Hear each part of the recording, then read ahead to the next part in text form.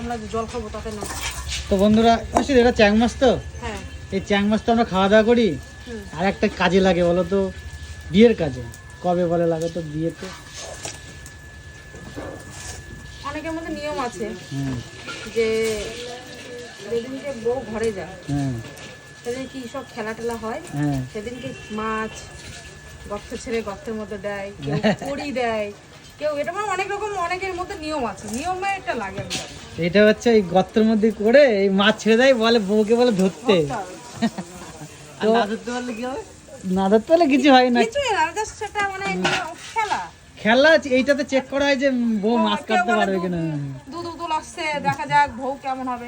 এগুলো আমি মনে করি যে এগুলো কোনো ব্যাপার না, ব্যাপার না, এটা খেলাটাই এন্টারটেইনমেন্ট। এগুলো যার যার মানে মানুষের নিয়মও যে করে রেখে গেছে সেরকমও না আমাদের, কিন্তু এগুলো মানুষের মনে হয় যে এটা করলে হয়তো আমার সংসারের মঙ্গল হবে, সেটা ভাবে পুজো আশ্রা যেরকম মানুষ করে মঙ্গল সেরকমই। কিন্তু মেন হলো মানুষ যদি ভালো হয় তো জগৎ ভালো হবে। আমার মন যদি পরিষ্কার না হয়, আমি যাচ্ছি হলো আমার একটা খোড়া, আমার বাবা বিয়ে দিল, আজকাল কালো মেয়ে মেকআপ করে বিয়ে দিল, তুমি দুধ উতলালে বা এই করলে কি মেয়ে পরিষ্কার হয়ে যাবে? মেয়ের মন যদি পরিষ্কার হয় তো এমনি সবই পরিষ্কার দেখা যাবে।